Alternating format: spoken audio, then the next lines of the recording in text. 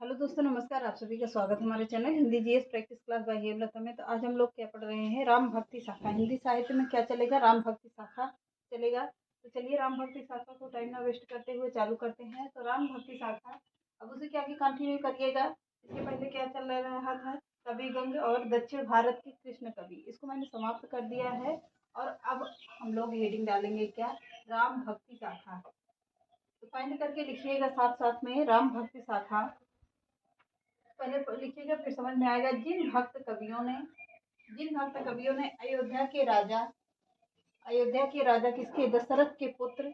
जिन भक्त कवियों ने अयोध्या के राजा दशरथ के पुत्र किसको? श्री राम को क्या कहे? श्री राम को विष्णु का अवतार मानकर उनकी भक्ति की, उन्हें राम भक्ति तथा इस शाखा को कृष्ण को राम भक्ति शाखा कहा गया तथा इस शाखा को कृष्ण भक्ति शाखा भी कहा गया। एक मिनट। राम भक्त तथा राम भक्ति शाखा भी कहा गया। राम भक्ति, एक मिनट। राम भक्ति क्या कहा गया? तथा अवतार मानकर किसको? विष्णु राम को किसका अवतार मानकर? विष्णु का अवतार मानकर उनकी भक्ति को उन्हें राम भक्ति तथा इस शाखा को राम भक्ति शाखा कहा गया। क्या कहा गया उनको? भगवान विष्णु को राम भक्त और किसका अवतार माना गया था? तो भगवान विष्णु का अवतार माना गया है। तो इस शाखा को राम भक्त कहा गया या राम भक्ति शाखा कहा गया। तो चलिए देखते हैं। अब उसी के आगे हेडिंग डाल लीजिए क्या? आदि स्रोत। आदि स्रोत हेडिंग डाल लीजिए। अब इसमें पॉइंट करके लिखिएगा राम भक्ति को आदि स्रोत महर्षि वाल्मीकि का रामायण माना गया है। आदि स्रोत राम भक्ति को क्या कहा गया है? महर्षि वाल्मीकि का रामायण माना गया है। तो रामायण किसने लिखा है? तो महर्षि वाल्मीकि ने लिखा है। किस भाषा में है? संस्कृत भाषा में है। पूर्णतः संस्कृत भाषा में है रामायण। तो उसका अवधी भाषा में अनुवाद किसने किया था? अवधी भाषा में अनुवाद किसने किया है? तो श्री तुलसीदास जी ने किया है। तो इसीलिए हम लोग कौन सा रामायण पढ़ते हैं? तुलसीदास द्वारा रचित रामायण ही पढ़ते हैं। राम भक्त सॉरी महर्षि वाल्मीकि का रामायण क्या है? पूर्णतः संस्कृत भाषा में है। और तुलसीदास द्वारा रचित रामायण हम लोग जब रामायण का पाठ करते हैं या रामायण करवाते हैं तो क्या सिर्फ केवल तुलसीदास के द्वारा ही उन्हीं का हिंदी में क्या अवधी भाषा में अनुवाद किया गया, वही हम लोग पढ़ते हैं तुलसीदास द्वारा रचित या अनुवाद रामायण। तो राम भक्ति को आदि स्रोत या महर्षि वाल्मीकि का रामायण कहा गया। वाल्मीकि कैसे लिखा जाएगा? तो शुद्ध वर्तनी में वाल्मीकि ही लिखा गया है। अगला पॉइंट लिखिएगा महाभारत के अरण पर्व। कौन सा? महाभारत के अरण पर्व, द्रोण पर्व तथा शांति पर्व रामायण कथा का वर्णन है। महाभारत के अरण पर्व, द्रोण पर्व, शांति पर्व रामायण कथा का वर्णन है। अगला पॉइंट है संहिता ग्रंथ क्या है? राघवीय संहिता, अगस्त संहिता। ये क्या है? राघवीय संहिता है और अगस्त संहिता है। अगस्त संहिता। और उपनिषद में क्या है? राम रहस्य उपनिषद है। पुराण में क्या है? विष्णु पुराण है, भागवत पुराण है, कूर्म पुराण है, वायु पुराण है। वायु में क्या है? भगवान वायु के पूरे लीलाओं का वर्णन मिलता है इसमें। विष्णु पुराण में पूरे भगवान विष्णु का मिलता है। भागवत पुराण में भी क्या होता है? भगवान विष्णु का ही वर्णन मिलता है, पर इसे क्या कहा गया? भागवत पुराण कहा गया। अब संस्कृत में देखिएगा। अब इसे क्या कंटिन्यू करिएगा। संस्कृत में डाल लीजिए। संस्कृत में किसे क्या कहा गया? तो चलिए देखते हैं।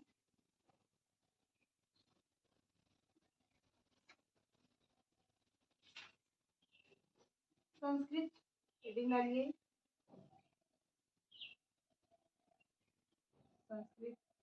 संस्कृत में क्या कहा गया था? अध्यात्म रामायण, अध्यात्म रामायण। और क्या कहा गया? आनंद रामायण, आनंद रामायण। हनुमान, क्या कहा गया है? हनुमान संहिता, हनुमान संहिता। और राग उल्लास, राग उल्लास, राग उल्लास। क्या कहा गया संस्कृत में? अध्यात्म रामायण, आनंद रामायण, हनुमान संहिता और राग उल्लास कहा गया है। बौद्ध जातक कथाएं। अब हेडिंग डाल लीजिए क्या? बौद्ध जातक, बौद्ध जातक कथाएं, बौद्ध जातक की कथाएं। हेडिंग डाल लीजिएगा। अब इसमें लिखिएगा एक तरफ क्या? बौद्ध जातक कथाएं। अब इसमें जैन ग्रंथ, जैन ग्रंथ। पहले इतना लिखिए फिर आगे दे समझाते हैं। पयुम चरियु किसकी रचना है? पहला ग्रंथ है पयुम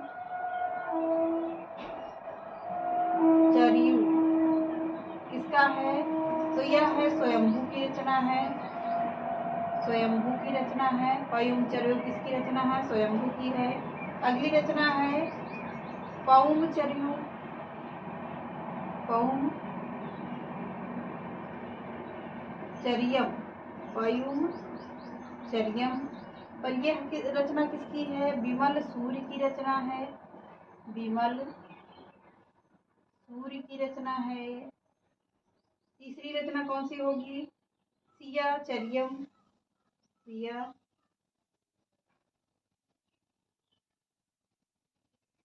सिया चरियम। क्या किसकी रचना है? भुवन तुंग, भुवन तुंग सूर्य की रचना है, भुवन तुंग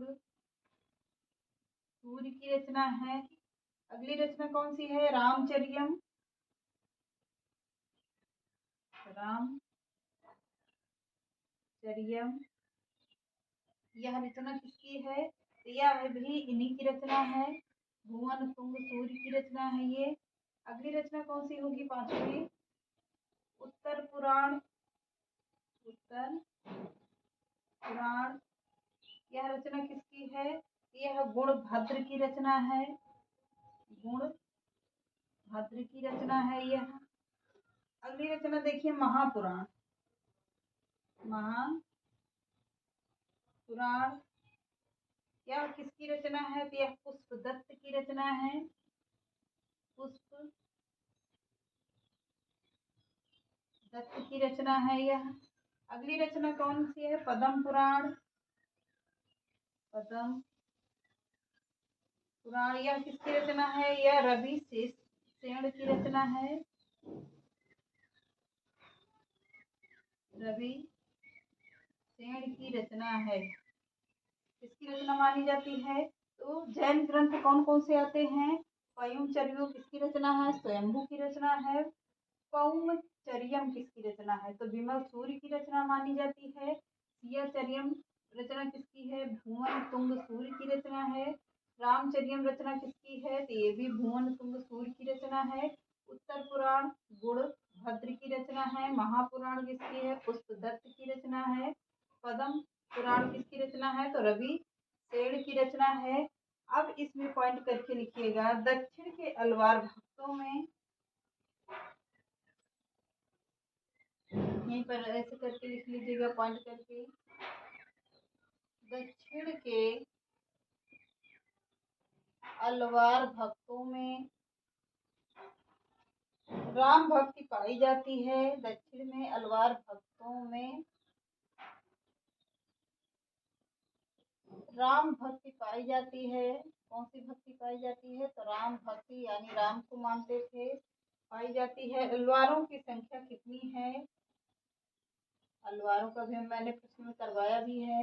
अलवारों की संख्या कितनी है? 12 संख्या है। अलवारों की संख्या कितनी मानी जाती है? तो 12 संख्या है। अब अगला पॉइंट लिखिएगा, इसमें षटकोय या इसमें षटकोय षटकोय या नाक मालावार या नाक के मालावार को रामचरण पादुका का अवतार को रामचरण पादुका का अवतार माना जाता है। का अवतार माना जाता है। माना जाता है। इसकी रचना कौन सी है? तिरुवायमोली है। इसकी रचना कौन सी है?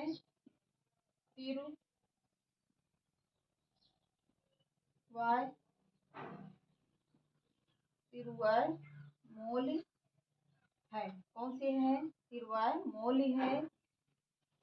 तो दक्षिण के अलवार भक्तों में क्या पाई जाती है? तो राम भक्ति पाई जाती है, यानी वो भगवान राम की पूजा करते थे या राम के अनुयायी थे।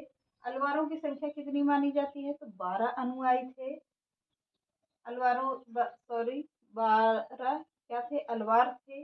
इनमें षटकोय नाक के मालावार के रामचरण पादुका का क्या मानते थे? अवतार मानते थे। इसकी रचना कौन सी है? तिरुवायमोली है। कौन सी है? तिरुवायमोली है।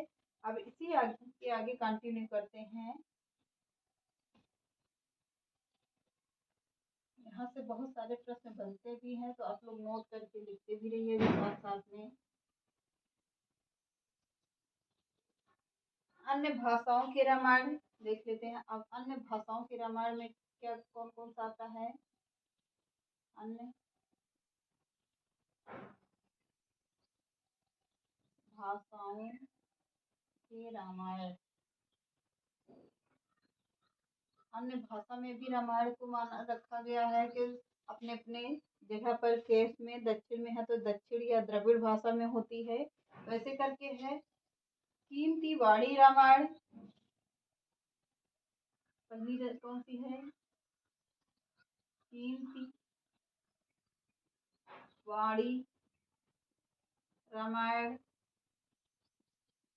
कीमती वाणी रामायण यह किस या कीमती वास रामायण किस भाषा में है? क्या? कीमती वास किसमें है? बंगला भाषा में है। बंगला भाषा। अब अगला देखिए, कंब रामायण। कंब कंब रामायण ये किस भाषा में है? यह तमिल भाषा में है। तमिल भाषा। अगला रामायण देखिएगा, रंग रामायण। रंग रामायण यह किस भाषा में है? यह है तेलुगु भाषा में। रंग तेलुगु में है। किस भाषा में है? तो तेलुगु भाषा में है। अगला देखिएगा, भावार्थ भास्कर भास्कर रामायण सॉरी भास्कर भास्कर रामायण यह किस भाषा में है? यह भी तेलुगु भाषा में है। अगला देखिएगा, अर्ध रामायण। अर्ध रामायण अर्ध रामायण किस भाषा में है? क्या गिरिधर स्वामी इसने लिखा है? पहले ये देख लीजिए। गिरिधर स्वामी, गिरिधर स्वामी में है। भावार्थ रामायण देखिए, भावार्थ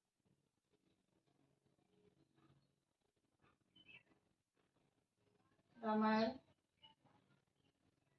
यह किस भाषा में है? तो यह मराठी भाषा में है। लेखक कौन है? एकनाथ है। किस में है? मराठी भाषा में है। अगला देखिएगा, गीति रामायण। गीति रामायण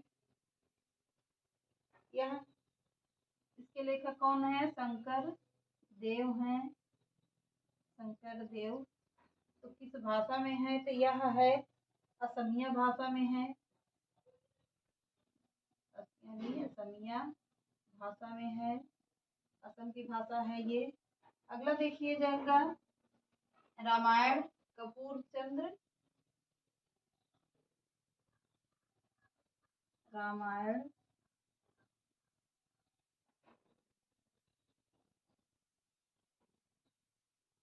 यह किसने लिखा है? तो कपूर चंद्र। कपूर चंद्र किस भाषा में है?